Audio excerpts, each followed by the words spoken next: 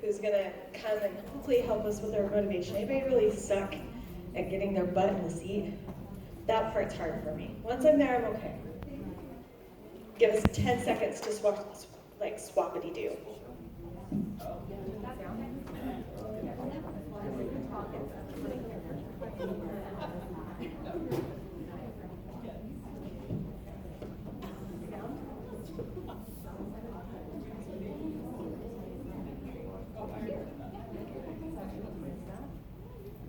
We're going to do a quick sound test. I've seen you on Facebook.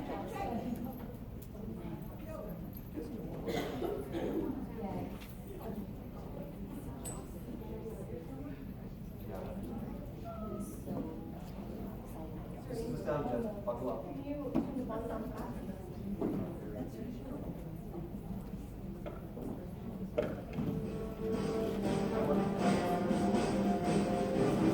All right, Garrett.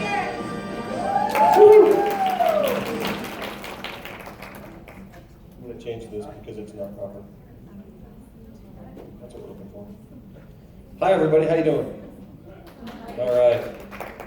What'd you have for lunch? I'm kidding. I don't know. I had leftovers from yesterday because the pizza I had yesterday was great. Okay.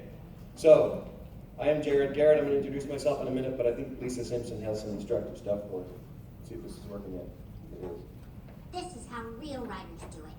I just bang out 2,000 words and then I'll stop. Even if I'm on fire, I gotta pace myself.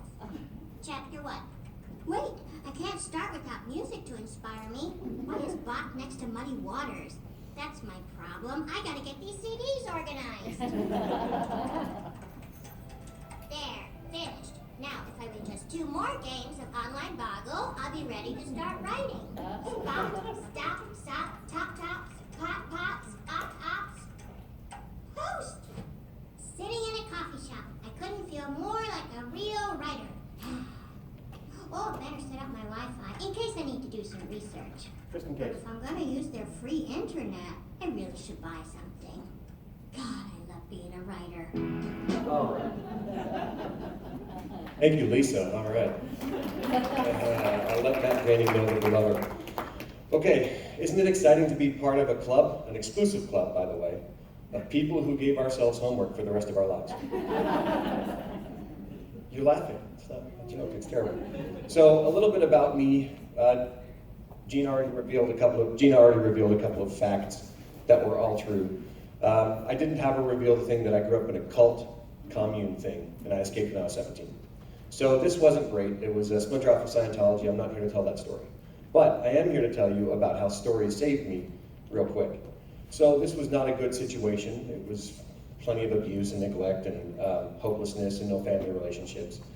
For a little while I lived in Dallas with about 20 other kids. And the local public library was the Oak Lawn branch, the Dallas Public Library System. Anybody been there? Oh, sorry. All right, good on you. So I, between the ages of 12 and 16, read every fantasy and science fiction novel in that library. Some of the fantasy ones twice. And then I read a bunch of espionage, and at the ripe old age of 12 or 13, I read Stephen King's It. I have not been the same since. In a good way, and mostly a good way. Yeah, great stuff. And the comic books were also a huge part of that part of my life. And so it is not exaggeration to say that stories of heroism saved my sanity. I can't say that they saved my life because I don't know if my life was in danger much, sometimes. But they definitely saved my sanity, and they saved my own, and they set me on a path towards a life where I believe that I can be my own hero, and hero maybe for others if possible. So I write books now to try to capture the adventure that carried me away and gave me an escape, and hopefully give other people the opportunity to be carried away by high adventure. And those are my books. I've got 7 books out. My first book is not an adventure story, it's a novelization of my weird childhood. It is currently having a nice week on Amazon. It's best ever week, and I'm a little distracted, which is thank you very much. It's had me quite distracted the entire week. Okay, so we've all overcome lots of things. We We've been doing this for a while. Some of us maybe started 2 days ago. That's okay. We're all in the same group and we're in the right place. This writing thing can be hard, right? It can be hard. I want to thank a couple of people before we move on to my next slide. This stuff is a conglomerate, essentially, of a lot of stuff I've been studying and reading in my day job, in my non-day job, and other stuff that I do.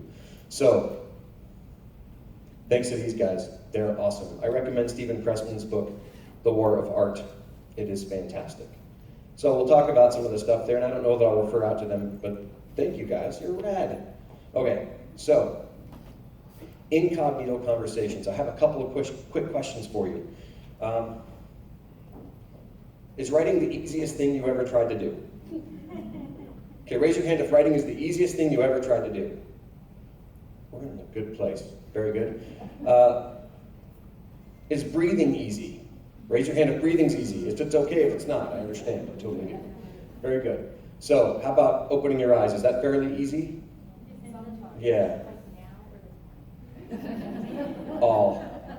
Understood. Understood. We think that writing should come naturally, right? We think that it should, like that wonderful video Gina just showed, because we speak English or we speak whatever language we speak. Writing does not come naturally. It's an extremely unnatural experience.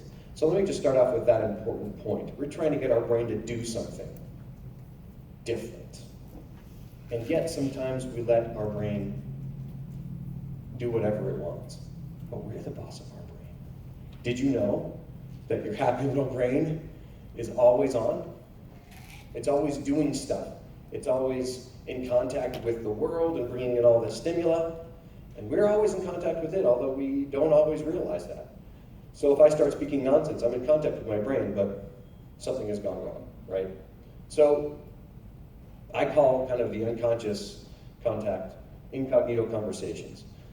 We are responding to what our brain's telling us to do, and I want to do a couple of quick experiments to try to demonstrate that. They're not really experiments. I'm hoping that, I think I know how this will go. If not, that's okay, we'll keep going. Anybody want to just voluntarily, without looking, tell me one thing that's in your bag? Don't look. Go ahead. Toothbrush. A toothbrush is in your bag. Right now? What color is that toothbrush? White. All right. Thank you. What else? Anybody else? What's in your bag? Don't reveal anything crazy though, but in the bag. A cashmere scarf. A cashmere scarf. What color is it? It's sort of slate blue. How does it feel? Very soft. Okay. But you're not wearing it right now. Interesting. What's in your bag? My laptop. Your laptop. And do you know how to turn that laptop on? You've done it a lot, right? Yeah. Very nice. Okay, so that's one. That went well. Good. Let's see how these next go. How about an interesting factoid? Just take 10 seconds or 15 seconds and somebody volunteer an interesting factoid about literally anything. Something cool that you know. Nicholas Cage did mushrooms with his cat. Nicolas Cage did mushrooms with his cat. Boy, so much is explained. I'm going to kidnap the cat. Okay, please. Speaking of cats, they spend half of their waking time grooming themselves. Ours doesn't. Okay. That's very interesting. I did not know that. Please, in the back, we'll do that one more after her. Speaking of mushrooms, mycelium from mushrooms can kill cancer.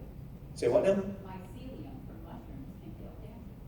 Oh, dang. That's really cool. Okay, right here, and then we'll move on to another one. Nick Cage owns what? A jellyfish.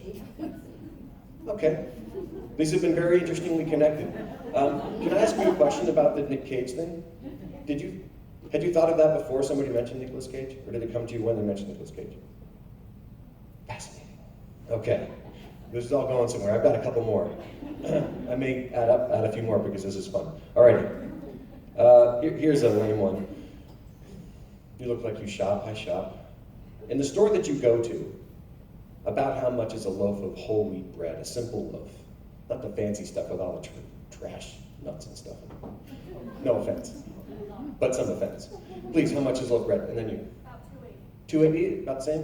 129. 129, I like where you shop. All right, very nice. 349. What kind of bread are you getting, Patty? Mercy, okay. Loaf of bread in my house is however much it costs me to get the ingredients because I make it myself. What? Okay. So, do you know where you can get a loaf of bread? Do you know how to get there? If you got in your car right now, you can go get one. Fantastic. I need one. I don't. I'm kidding. Have you been breathing this whole time? I sure hope so. If not, is there a doctor? Have you been moving your eyes as I move around? Have you been moving your eyes to follow the people who are talking? Did you think about, oh, now I must move my eyes? If you did, fascinating. I'd like to talk to you later. What is my name? Jared, yeah. What is your quest? What is your favorite color? Very good. See, that's a great answer. Okay. Lots of interesting questions. You didn't have to think about many of those very much. Our brains are often referred to as sponges. You're a sponge, little dude. They are. They grab stimulus all the time. I want a gesture, but it's hard without. Okay. They grab stimulus all the time. Anything our senses can grab, it's going into our brain. But our brains are a lot more than that, right? They are processing hubs. They're conversation hubs. They're all kinds of things. I have to scroll down, because this is a new one for me. They're communication, they're functional, they make it all work. Net central nervous system, voluntary and involuntary. Now, I have a couple more questions. What does that tablecloth feel like? Oh, I saw some of you put your hand on it. What does it feel like? Rough? Cloth-like? Smooth for some folks? What's your favorite smell? Cinnamon, vanilla? What else? Rain on? Yes, petrichor is the best. Any others? Lilac? All right, our baby's up. We have 7 children. Our oldest is 19. Okay. So, what does recently or freshly cut grass smell like? Allergies. Fantastic. That doesn't help, but okay. I'm going to ask that one more time. What does freshly cut grass smell like? Green grass. Green, wet. Now hold on now. Pause and just go back over what your brain just did and what your nose just did. Did you just remember a smell? Did you almost smell it? Does your brain have a nose? No, it does not. This is a fascinating insight. Our brain is making stuff up based on all this input stuff that it gets, right? It's making stuff up. It just made up the smell just now for you. Your brain can be trusted most of the time. So our brain is actually having incognito conversations with everything around us. It's also having these weird conversations that we're not understanding or aware of in our heads and in our whole bodies all this time, throughout our whole lives. As we go throughout our days, we are building neural pathways. So how many times did you go to school and home when dropping your kids off the first week of school? Anybody? Maybe because your child keeps forgetting their lunch? 3 times in one day. Yeah? Practices. Nice. All of the above. Oh, that's smart. Practicing is good. By the end of my 3rd time, I was like, okay, 2 things to take away, Jared. Number 1, this is the quicker way to get to school. Number 2, get your frickin' lunch, doggone it. Come on, child. I know you're 8 and you're the youngest, and we treat you like, better look at baby, maybe a little spoiled, but pick up your lunch, kid. I learned some things, both actively and not actively. Number 1, I actively tried to find a quicker way to school because I was tired of driving down State Street in Orem. It's busy at 7:56 in the morning. So, we're learning also lots of things without effort and with a lot of effort and all kinds of things. We're always learning. So that is kind of what I'm trying to talk about with incognito conversations. You were able to remember grass. You could almost smell it. You're able to think of what's in your bag, what a table feels like, where to get bread. Your brain is always on. It's always taking all this input without you even trying. Isn't that cool? Okay, so we're going to talk a little bit about how to make deliberate conversations. I have a question for you. When's the last time you tried to learn something new? Yes, good answer. How about outside of this conference and writing? Another activity you tried to learn to do? Training at work. Training at work, very nice. Please? New art techniques, Okay, do you do painting or? watercolor. Very cool, that's awesome. Yes. How to program in Swift. How to program in Swift. Swift, okay. It's that iPhone app. Gotcha, that's awesome. Any others, real quick? How to teach my kids to read. That, Lord's work, very good. Please. Speech in college. Speech in college. Oh, very good. Like public speaking. Hard for some of us. Yeah? Oh, yeah. How to get your dog to eat? Okay, there's a story behind there. Driving me crazy. Your dog Yeah, won't eat. right. Are you sure it's a dog? Okay, but so you kind of get the point. We learn lots of things throughout our lives, and we make a deliberate effort to learn things. So before we were talking about these incognito conversations or passive conversations, but then we have active conversations with our brain, not necessarily having words back and forth between our brain. If your brain does speak to you, that's normal, it's okay. Isn't it an interesting idea to maybe think about how can we make as much active input into our own brain, how to control as much of the input into our brain as we can when it comes to our writing especially? If you think about it, I mean, have you ever read a book that's mostly in passive voice? I hope not, that's terrible. It's probably self-published. My books aren't in passive voice. I'm not trying to get... My books are in active voice, guys. It's okay. I write adventure stories. Have you read a paragraph that's mostly in passive voice? Is it dead boring? I want to gouge out my eyes and my ears and my brain when I read a paragraph in passive voice. It does not have the impact that it's supposed to have. It doesn't move me. It's just dull and not getting anything done. In the same way that a passive voice paragraph doesn't have that power and impact that it should on us, a writing life that's lived somewhat passively lacks the impact that it deserves. Our writing lives deserve significant impact. So I want to talk about having deliberate conversations with our writing life. This smiling pencil here is you and me. So, I'll just scroll down. Okay. So we're going to jump into some exercises. We're going to talk about some exercises for making the input into our own brains about writing become more active and making it be more productive and helping us not just sit at a computer and say, well, I've got all my time. Woo, the kids are put to bed. Dishwasher's running. I should write something now. But Twitter's cool. Oh, and my friend posted something. I need to see the pictures on Facebook and Insta. Oh.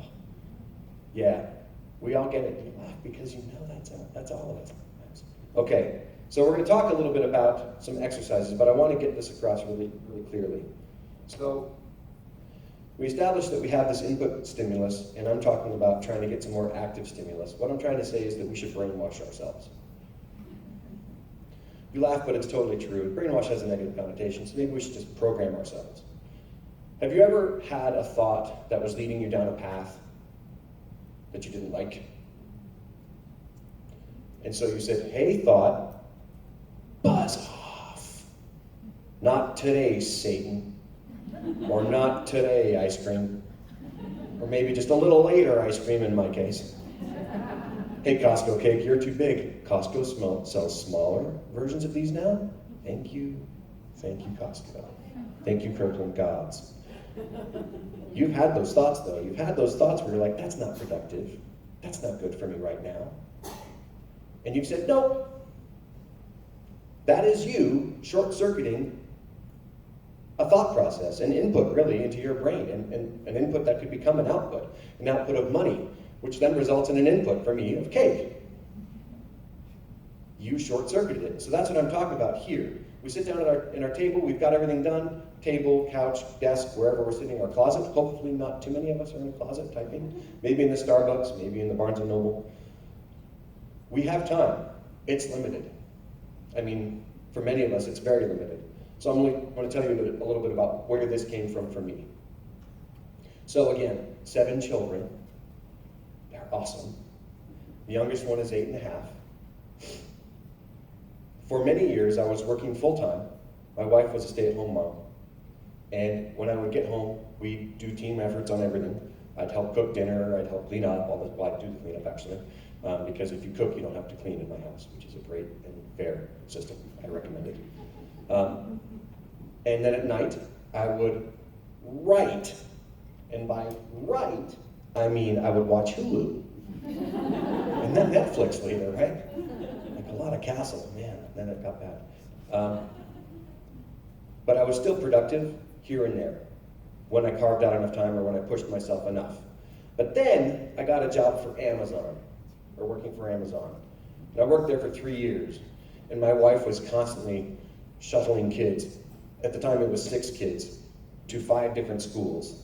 And then we adopted a girl, took a girl in foster and later adopted. And then it was 7 kids to 5 different schools, and it was a lot. And I was barely around because I was traveling all the time. And I still wrote books on a train and stuff like that. But now, I still need to be productive. But my wife's a full-time law student. And I'm a full-time, technically, stay-at-home dad. In fact, I don't stay at home. I work from an office at BYU, but still am a stay-at-home dad with all the planning and shopping and all that stuff. And then I have some other responsibilities outside of the home that take me away 15 to 20 hours of my time. And yet, I am still doing writing. And I started thinking, how am I still getting writing done when I can think back to about half the time that I'm sitting there doing a whole lot of nothing, except for Twitter or Facebook or games or whatever, cleaning my office again, polishing my swords again, whatever. I don't actually polish my swords. Why would I do that? I'm not killing anybody. Yet. Anyway, so I got to thinking about psychology, and I've been studying up on those guys that I showed earlier, and I realized that I can change what's going on in my brain. And when I realized what I was doing to make sure that my brain's weird cycles that it would go on would stop, I made this thing, this presentation today. So we want to have deliberate conversations. We want to understand we have inputs and we don't want to stop them ever because that's called brain dead. We don't want that. That's a dangerous thing, so I've heard. We want to keep all the inputs, but we also want to control some of our inputs, and we also want to short circuit some things. So I have a question for you. What's going on here? Is she right? Like, wait, what? What's going on here? He's holding her. Right, it looks a little bit like a minotaur sort of on its hind legs with 2 heads, and minotaurs are terrible, I don't. And centaur, no, she's a centaur, but centaurs are the worst. Like, what stomach are they eating with? I don't get it. Anyway, yeah, so who's holding whom when you take a second look? Okay. She's definitely gripping, but he's holding her in, right, there's, but it took I mean, obviously they get along well. He's looking a little grumpy, honestly. Okay, but yeah, he's carrying her with one arm because he's buff like that. I can't carry a box with one arm because I'm... Anyway, it took us a couple of looks. We can't always trust the first thing that we see, right? So, this is called the second look, and it's a powerful, powerful exercise for short-circuiting, non-productive sitting around at our computer and not getting anything done. Please feel free to ask questions throughout today. I should have said that earlier. Okay.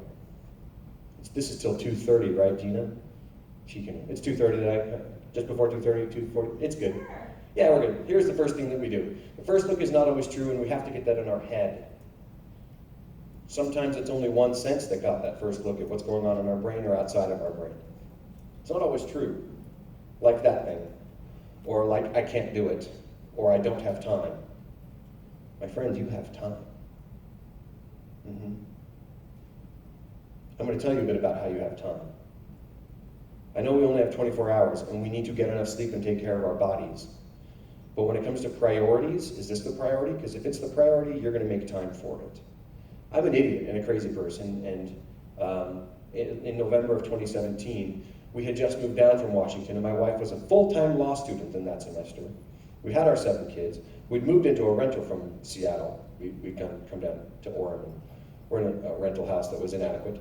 Finally bought a house a little ways north in Oregon, and we were going to move throughout November while my wife was in law school, while I was still working full-time from home for Amazon.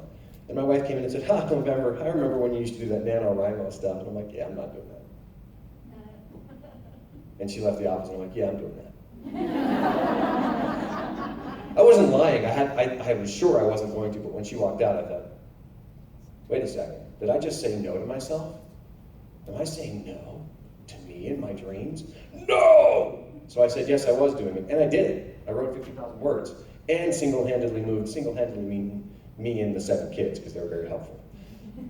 I wrote 50,000 words in that book, and that book is out today. Woo, yeah, it's awesome. There is time. You're very kind. But no, you're gonna have a minute to applaud yourself.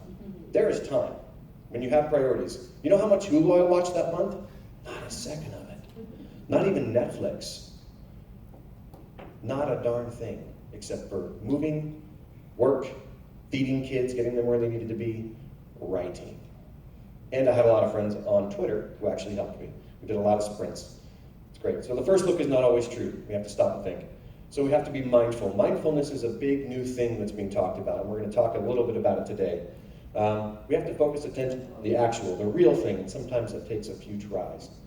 I'm not going to hurry through things, but I want to make sure we have time for you to ask questions and for us to talk maybe a little more, and maybe to tell a few more stories. When we're mindful, being mindful, a huge critical part of being mindful is we're not judging things. We're not saying, oh, that's bad or that's good. We're just saying, is that true? Is it real? This feeling I'm feeling, is this real or is it fear? And if it is fear, that's interesting. Not, oh, that's bad. Guys, fear is good for us, right? Fear is good for us. It keeps us from walking in the middle of the road when there are cars. Fear keeps us like away from the dog that's coming after us, that may be baring its teeth and scary. Chihuahuas are scary, guys. Come on. Is it fear? If it is fear, what am I afraid of? The second look helps us get to what we're afraid of, or something else even, right? And at the end of our second look, we should be thinking, no, does this need my energy right now? Is it taking my energy? Is there a way I can stop it from taking my energy? Often, just partway through the process, and this isn't steps, by the way, this is just a description. Often, about halfway or so through this exercise of, now, is that real? Do I really need to be worried about that? We put the lie to it all. It wasn't something we really need to worry about. What we really need to worry about is getting our words down. Because my best advice to writers is write the book. Or I should say, finish the book. Finish the book. My kids are like, hey Dad, what would you say about my story I'm writing? Number one, I say, don't be a writer. I mean, that's crazy.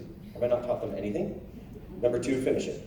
So, that is what the second look looks like. Are there questions, concerns, anything like that? Hot tea helps.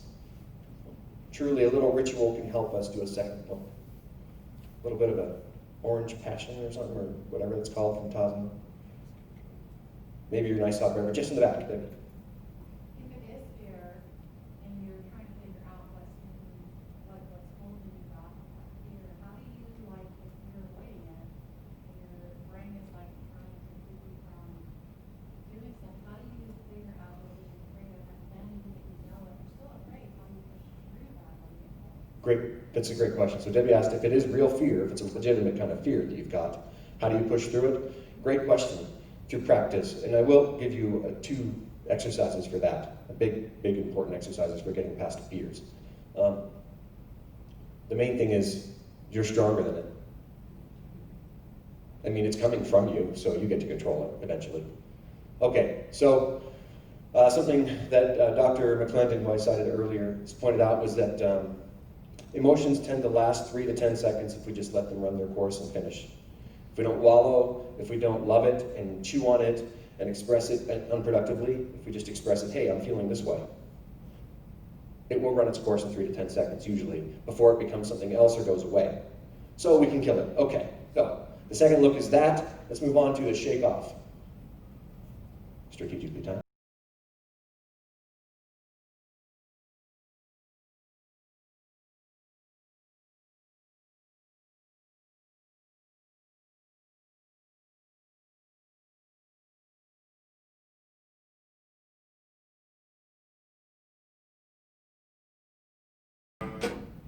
Thanks, Taylor. All right.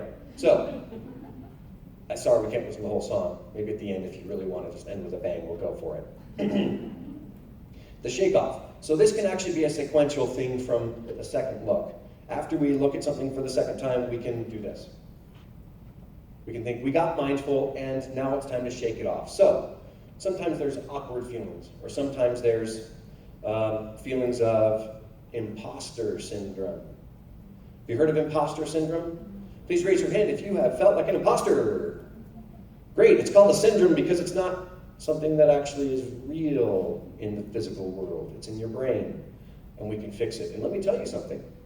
Imposter syndrome is a version of anxiety, and anxiety is a biological thing. And anxiety is trying to help us. Real quick pause.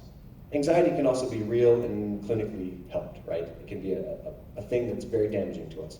So I'm not talking about the clinical anxiety that needs clinical help. That is an altogether other thing. But nervousness, anxiety, some concern about our performance or what we're doing, that's a biological thing, and it's trying to help us. It gives us adrenaline, it gives us the shakes and stuff like that, and we should be delighted by it. We should say, hey, thank you, buddy. Appreciate that. Thanks, imposter syndrome. Now I'm going to try a little harder. Imposter syndrome is trying to tell us, work a little harder. Prepare more. Do that last editing pass. You're going to catch something awesome. Or something terrible that you should catch to make it awesome. So shake off means we can shake off those concerns after thinking about them a little bit and understanding the reality of them. We can shake off any awkward feelings we have about being a writer. Guys, it's okay if 1,000 people in your city want to be a writer. You're still a writer, and you get to be your awesome best self as a writer. Unproductive navel-gazing or overthinking. Boy, oh boy, now am I a good writer? What if my book doesn't sell? What if I get a deal on my book? And I'm turning off my phone, I've been filming myself. And what if my deal is kind of okay, but